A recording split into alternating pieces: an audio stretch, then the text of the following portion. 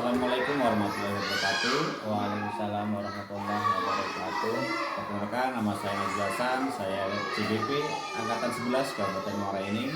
Di sini saya bersama dengan Pak Mardianto sebagai Kepala Sekolah TK Bulu. Selamat pagi Pak Mardianto. Selamat pagi. Bagaimana kabarnya hari ini? Alhamdulillah baik. Alhamdulillah selalu diberi kesehatan jasmani dan rohani. Alhamdulillah Pak Mardianto ya. Pak Mardianto, sebelumnya saya mohon izin Pak Mardianto untuk melakukan wawancara tentang dilema etika. Apakah Pak Mardianto bersedia? Insya Allah bersedia. Baik. Di sini ada beberapa pertanyaan Pak Mardianto ya. Ya, bisa kita mulai? Bisa, silakan. Baik. Untuk pertanyaan Pak Mardianto, selama ini bagaimana Bapak dapat mengidentifikasi kasus yang merupakan dilema etika atau bujukan moral? Saya dalam identifikasi kasus yang ada di lembaga saya, yaitu dibedakan bahwa kasus itu ada dua, yaitu yang pertama dilema etika, yaitu masalah benar dengan benar, yang kemudian adalah bujukan moral, yang mana disitu berdasarkan benar dengan salah. Baik, Pak Mardianto kalau membedakan kasus itu berdasarkan dilema etika atau dilema moral. Ya. Baik. Untuk pertanyaan yang kedua Pak Mardianto ya, selama ini bagaimana Bapak menjalankan pengambilan keputusan di sekolah Bapak, terutama untuk kasus-kasus di mana ada dua kepentingan ya, yang sama-sama benar atau sama-sama mengandung nilai kebencian? Saya dalam mengambil suatu keputusan yang dipastikan berdasarkan peraturan yang ada, dan setiap pengambilan keputusan saya selalu melibatkan teman sejawat untuk seluruh dewan guru, kemudian daripada pengurus paguyuban wali murid atau siswa, sehingga apa yang saya ambil itu akan bisa dipahami dan bisa dilaksanakan dengan baik, karena pasti selalu ada alasan dibalik suatu kejadian. Baik, itu Pak selalu mengajak orang lain Pak Mardianto ya, sama wali murid ya. Baik. Untuk pertanyaan selanjutnya Pak Mardianto, langkah-langkah atau prosedur seperti apa yang biasa Bapak lakukan selama ini? Kalau saya setiap mengambilkan suatu keputusan supaya efektif, saya bergantungan objek permasalahan yang ada di lapangan. Saya akan berbicara dengan seluruh dewan guru, kemudian wali murid dan pihak-pihak yang terlibat dalam pengambil keputusan yang saya ambil. Baik. Selanjutnya Bapak ya, hal apa saja yang selama ini Bapak anggap efektif dalam pengambilan keputusan pada kasus-kasus dilema etika? Jadi kasusnya ada efektif itu dikerjakan dengan cepat dan akurat sesuai dengan objek permasalahan, sehingga akan menghasilkan suatu keputusan yang efektif. Baik. Untuk pertanyaan selanjutnya Bapak ya, hal apa saja yang selama ini merupakan tantangan dalam pengambilan keputusan pada kasus-kasus dilema etika? Ya, tantangan yang saya hadapi dalam mengambil suatu keputusan apabila keputusan yang saya ambil itu tidak bisa diterima. Tentu saja saya harus meyakinkan bagaimana caranya agar keputusan yang saya ambil itu bisa diterima oleh pihak-pihak yang ada masalah, tentunya yang berada di lembaga yang saya. Baik. Untuk selanjutnya Pak Mardianto, apakah Bapak memiliki sebuah tata kelola atau jadwal tertentu dalam sebuah penyelesaian kasus dilema etika? Apakah Bapak langsung menyelesaikan di tempat atau memiliki sebuah jadwal menyelesaikannya? Bentuk atau proses seperti apa yang Bapak jalankan? Dari permasalahan yang ada, saya secara pribadi itu sebenarnya tidak ada jadwal tertentu ya.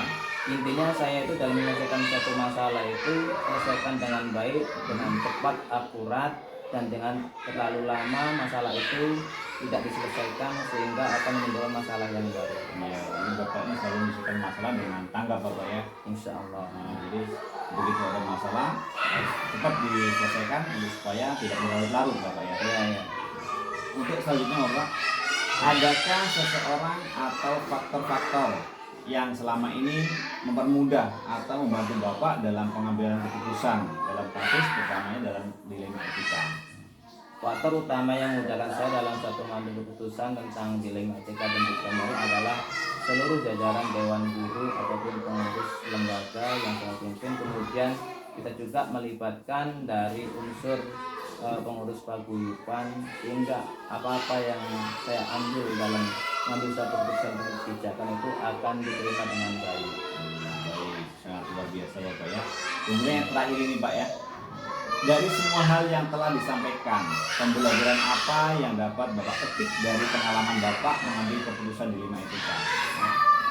Yang saya adalah pengalaman para guru yang terbaik bagi saya, karena dengan pengalaman itu kita akan belajar dari hal-hal yang kurang baik ataupun mungkin bahkan salah, sehingga menuju suatu masalah solusi ataupun pemecahan permasalahan yang baik, sehingga permasalahan yang ada di sekolah kita ataupun saya itu akan diselesaikan dengan baik, sehingga tidak ada permasalahan baru yang ada ya, sehingga sekolah saya akan menjadi sekolah yang tentunya ramah anak dan efektif dalam proses pembelajaran. Jadi terima kasih Bapak ya, Bapak telah bersedia melakukan wawancara dengan kami.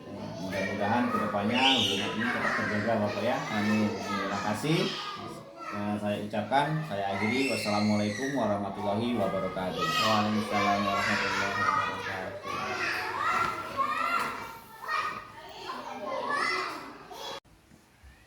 Selamat pagi Ibu. Pagi, Apa kabarnya?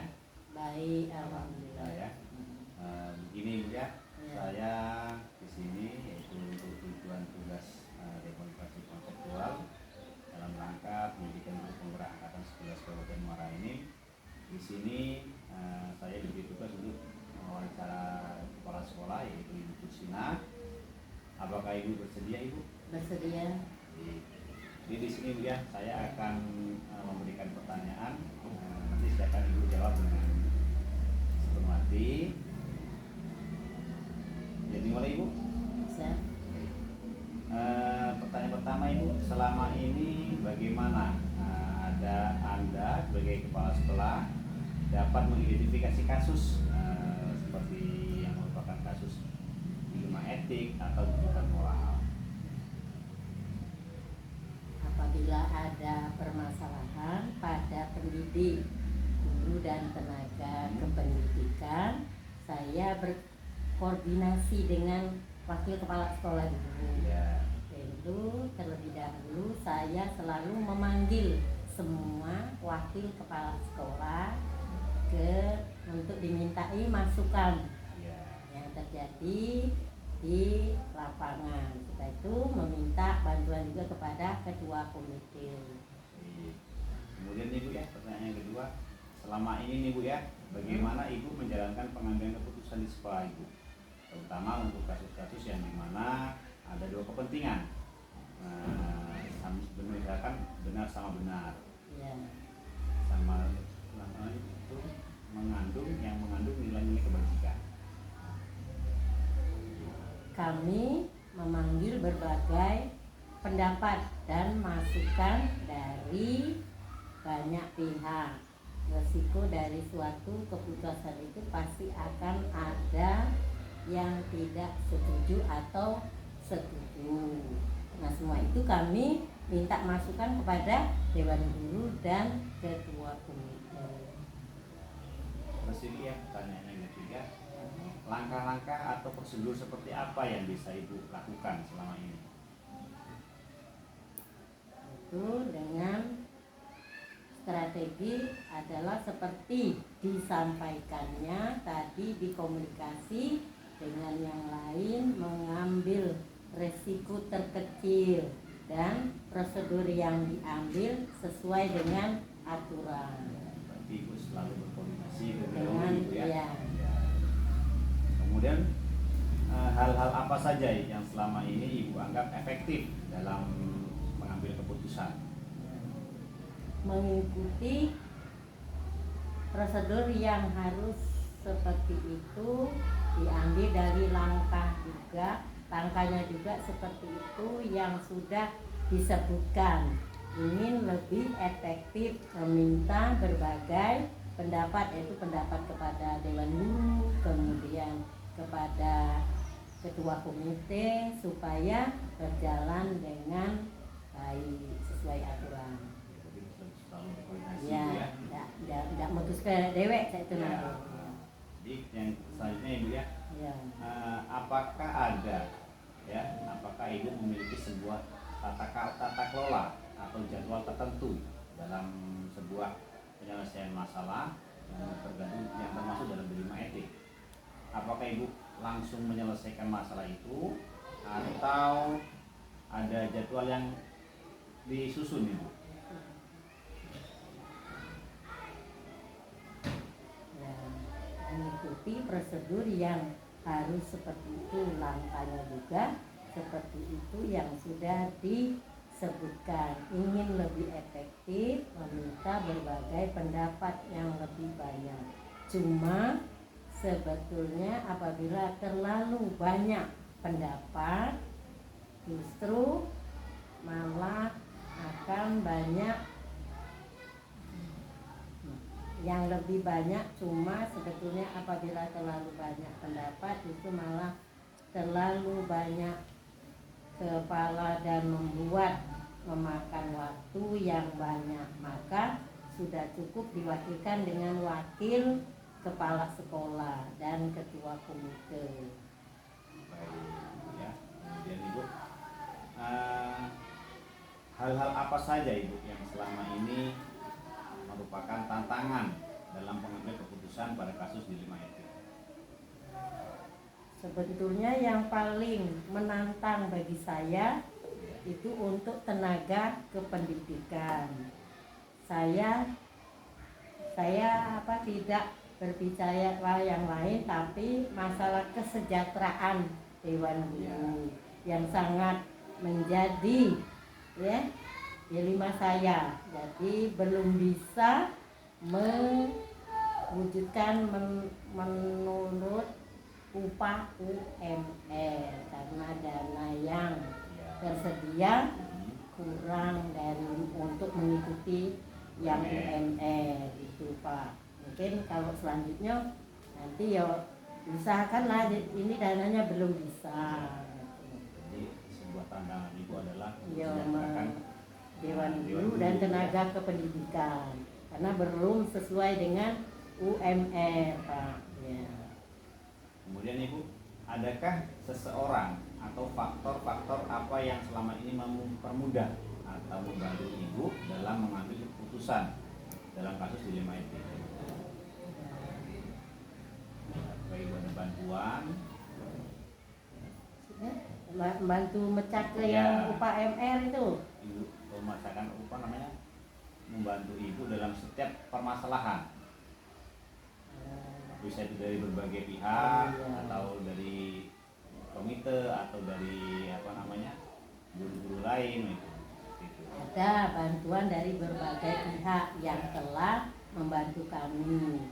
Kalau saya mengambil panutan pada Rasulullah, bagaimana beliau selalu dihadapkan banyak masalah, dan saya terinspirasi dengan hidup beliau yang banyak hikmah di setiap kehidupannya.